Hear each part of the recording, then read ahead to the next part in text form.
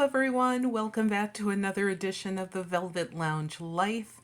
And I just want to say thank you all for your support, for watching these videos, commenting, thumbs upping, and mostly, obviously, subscribing, because with your subscription, which is totally free always, and watching the videos for at least 15 minutes or more or listening to them, you really are helping out the channel so that I know that this is content that people want to see. So thank you so much. And also thank you to Liz Mason, who I met via Facebook in one of our Facebook groups, for watching the channel, as well as for giving me some really beautiful things, which I will show you right now. As a matter of fact, you know what? You can go to the community tab of this channel, which I will link below in the comments and in the description, so that you can see what she actually sent me. I am so thankful to know people like her and people like you. So without further ado, let's get into this. So this video is about a few things. One, it is about me going to the beach and foraging for items that I could use in my junk journaling and crafting journeys. Also, I will definitely talk about some of the things that I'm making for my junk journal, which is some of the things that you see here in the back. You can't see them fully, but you will in a minute. And other little tidbits that only you will know if you watch this video. So, one of the things that we did, and I love to do, is go to the beach. Just off season. I'm really not a summertime, it's super hot and we're all baking in the sun type of person. There's way too many people there. And also they do a really good job here in the eastern middle upper part of New England of having pretty pristine beaches as far as cleanliness goes. Now there is a part of that that's positive and negative. The positive part is clean, tidy, neat. You could go out there and enjoy yourself and not worry about like finding crazy stuff. The negative is everything that doesn't belong does get swept away. It's taken away, it's, you know, recycled, it's taken to a garbage dump, it's gone. So the great thing is you won't find a lot of garbage on our beach. But once in a while, you can still find a little tiny bit of something. So we had, I'm going to say maybe 6 pieces of garbage that we threw away. That was it. We looked for more as far as lids or cigarette butts or anything. There were only 6 pieces. Actually, I think my daughter had 2 and I had 6. So we had like 8 pieces. And this is some of the stuff that we found that I kept. So this obviously was not found on a beach, but this is something that will be coming up in a future video. And I just kind of wanted to Cadillac show it off here. And oh, that's not true. This bead was found on the beach. We actually thought it was a shell. And I think it's just like someone's bracelet broke, probably one of those bungee bracelets. And this was a bead that we found, like one of those fake Tahitian beads. That's why this was here. So move that to the side. But sea glass is not something we find often, but here are 2 pieces that I did find. Look how small this piece is. And I found that amongst a trillion shells, which I will definitely also show you a picture of this beach that we go to that has trillions upon trillions and piles upon piles of seashells.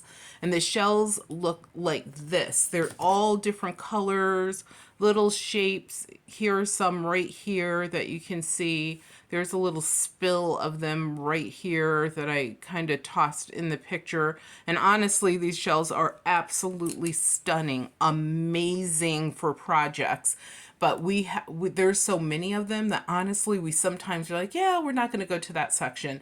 Well, we should always go to that section because I always end up, you know, picking out a few bits and bobs. I could have tonnage, you guys. I could have tonnage. So here, this is a really good big piece, which I'm shocked. Like, we never find sea glass that's this big. It's all smooth, as you can see, around the corners. So it's a pretty well seasoned piece. It has all that pocking on it. And then here I have this little piece, which I will, be using both of these in a project that I'm making. This one is so small, but look, we don't often find this color because all of our old, like sea green, blue, greenish sea glass. I mean, that stuff has been gone probably for over 100 years because the beaches are so clean here. So if you find a piece, you pick it up, even if it's tiny. We also found, let me just pan this camera, just an array of beautiful Easter-esque colors, knowing that Easter is coming. So I thought that was weird. There's all these yellows, of darker yellows to pale yellows. The orangey ones are darker to obviously lighter colors. These are blue. Right in here, they're like a baby blue. You can't really see it maybe that well on camera. I hope you can. But these are a baby blue color. And where were the pale white ones? Where are you? Oh, they're kind of hiding over here. These are some that were like a pale white. And as you can see, they all have a pearlescence. Yes, I found some, unfortunately, dead or deceased coral. So this coral is here, and there were, I'm going to say, maybe 4 types of coral that we saw on the beach. Thank God we did not see tonnage of it, but there was definitely enough to put in maybe 3 large Ziploc bags, like the freezer size. I only took this. We didn't take anything else. And as a matter of fact, this started out to be a color similar to this paper. That's why this paper is here. And as it dries, and I think you can still see a little bit of that reddish rust color on this piece. But as it dries, it's like losing its color. The reason I picked it up, honestly, was because of this beautiful rust color. But it is what it is, and I will still use it. Something that I might do with that is I might do something to dye it so that it is like just a more interesting color. I found 3 pennies. These are Lincoln Head pennies. They're not the wheat pennies.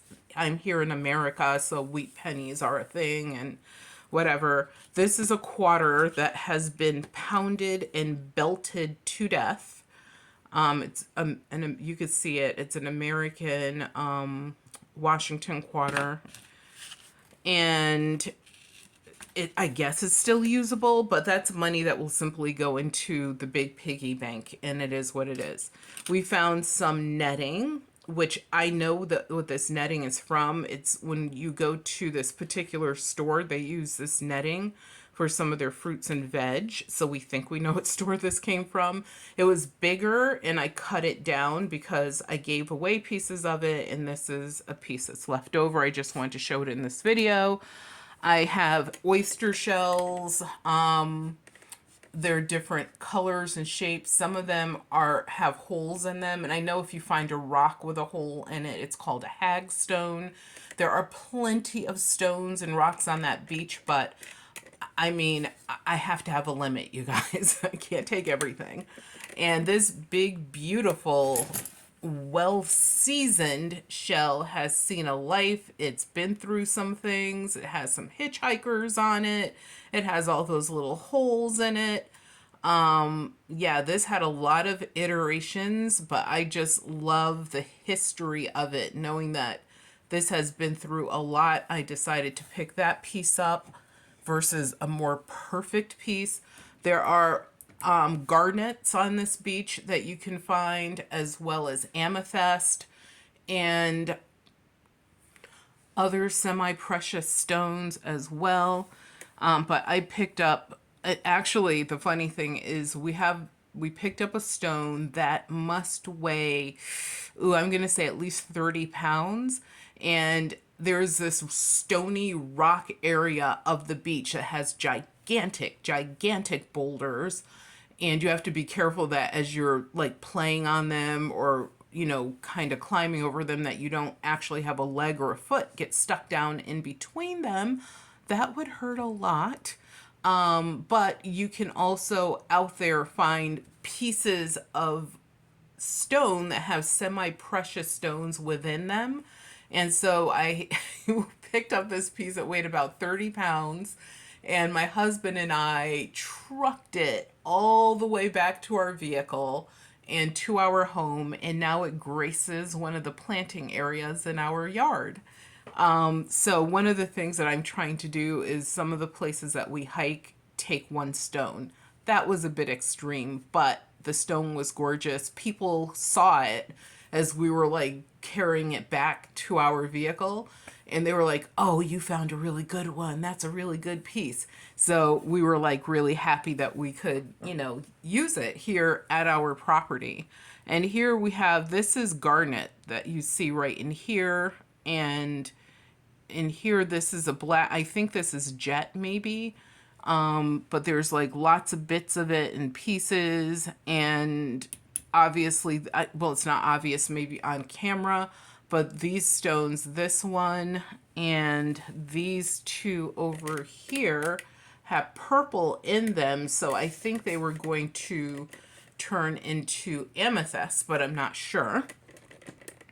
And these are not industrial stones or anything. They're just raw stones that sit out there on the beach, just like the section of the beach that we call Shell Beach, because there are trillions upon trillions of shells. So instead of walking on sand, you may be walking on a trillion like semi-precious almost stones or regular stones, and then there's a section where instead of walking on sand, you're walking on a trillion billion, okay, a trillion, beyond that, mega million, if that's even a number, shells. It's like the coolest thing. So I will have to, like I said, insert down below links so that you can see pictures of those. I found this really cool pine cone, even though we do have pine trees, lots of them in our woods, on our property. I just like the shape of this one, and it's so well seasoned from the ocean. I just had to have it, and I love the size of it. And what else oh, this shell, and I think I have a thing for shells that have seen a life. Look at this one. It's definitely a really old shell. It's been tossed around by the ocean. It's probably had several occupants, and a little hitchhiker was here. And when I say hitchhikers, they're like other small mollusk, which a mollusk is a shelled animal that attach themselves, just because like this is a heavier anchor than it would be, like something like this, for example, would attach itself. So that may have been the species that did attach itself. I don't know. But I love those type of shells that show a little history. This one also has some really nice color. And one of the things I do to bring out the color of shells a little bit more is if you use a tiny bit of turtle wax or a little bit of olive oil, and I do mean a little bit, on a cloth, and you sort of wipe it, buff these things, then you get even more color. Even sea glass, you get more detail and color from it. And I love that. What else? Oh, look at this piece that has all the purple in it. This was one of my favorite stones of the day, and hopefully you guys can really see that color because it is just full of color. Oh, I found 2 tokens. I don't know anything, or I don't even know if these are tokens or coins. I think this is a coin. It's so thick. Does it have a date on it? I don't know anything about this stuff, you guys. I just pick it up if I see it. And then this one is, this is a token because it even says fun and games on it. So that's a token. This one might be a coin. And what else did I find that was interesting? I just love the, oh, and then I found these like double shell bits. So that means that the yellows and the blues you see were actually attached like this. And then I do wonder if there was like a third piece. I don't know anything about these except for I know our beaches are full of sea life. If you were starving to death, you could definitely go to our oceans. Please don't make them dirty. And you can find plenty of food. Oh, there you go. Look at that. It's like Easter. Razor clams, that's what these are. Let's see if I could pick one up. And this is a razor clam. You can eat these as well. You just have to make sure all of these are cleaned. Purge them as we do. You would purge them to get the sand and any debris out, and plus having clean water run through them is a very smart thing. And obviously if you were to eat these, you would only pick them up if they were alive, not if they're dead or dying. And we honestly haven't eaten anything off of a beach in decades. But as a child, my father being a fisher person and my uncle being a fisher person as well, we ate plenty of seafood. Like, people would eat normal dinners, ours would be full of seafood. But anyway, these are razor clams, and these are very cool because of the shape. And the reason they're called that is, remember, like, people had straight razors, that's what it reminds them of. And I don't know what the official name is, if that's a nickname or not, but I picked up a pile of those as well. And here are, oh, I showed you these really interesting stones already. And yeah, that was it. There, you know, we also have plenty of clams, just, you know, regular hard shell clams. We have, like I said, a sick number of oysters. We do have lobsters as well. And there's different types of oysters, so you can get a variety of shells. The thing is with the oyster shells, when you're harvesting them for crafts and such and foraging or mudlarking for them, the thing is, when you see them, sometimes they have such a beautiful luster to them. Gorgeous. But then when they dry, they lose that shine. So I really try to limit myself to picking these up to very few.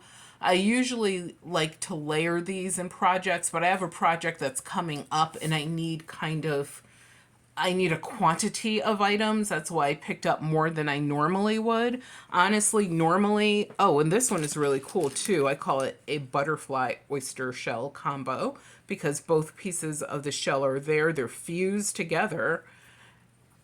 Actually, we'll do that. They're fused together, but I sort of like the way they look like wings. So I'm hoping to find another pair, and I'm going to use those probably on the cover of a junk journal so that I have a pair of wings here, a pair of wings here, a body in the middle, or I might even do a bug specimen in the middle, not sure.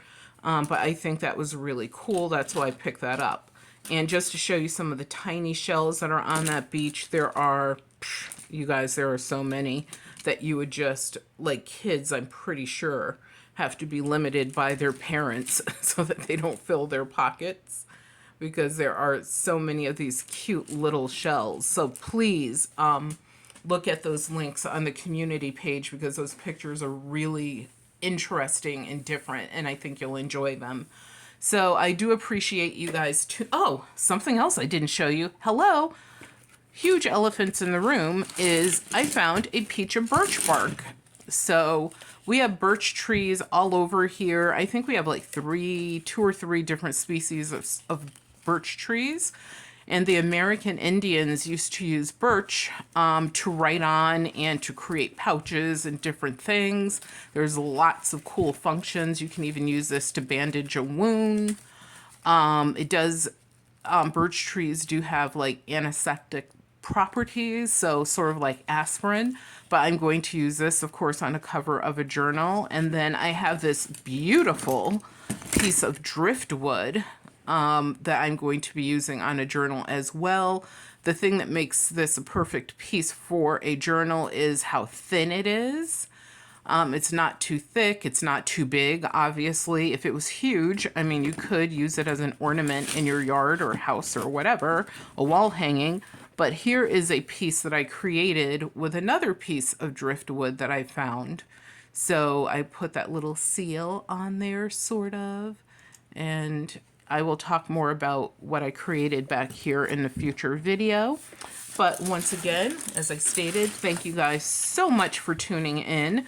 I hope that this helped you, because I know I get a lot of people who ask, where do you get your supplies? Where can I get free items? It's so expensive, this hobby. This hobby can be 100% free or minimally priced. I will tell you, you could get into this hobby for under $10. Mostly spending, you know, a few dollars on glue. I'm going to say $5 on glue and maybe $5 on other incidentals. But you pretty much can go out in your yard, your woods, your beaches, talk to your relatives, talk to your friends, go to places like, for example, flea markets, and at the end of the market, they're going to throw away all the paper goods. And maybe you can get some of those for free or really, really inexpensively. So thank you guys for tuning in. Please subscribe to the channel and give this video a thumbs up. Remember that your health is your wealth, and without your health, you have absolutely nothing. Leave all comments down below and I will respond. Thank you.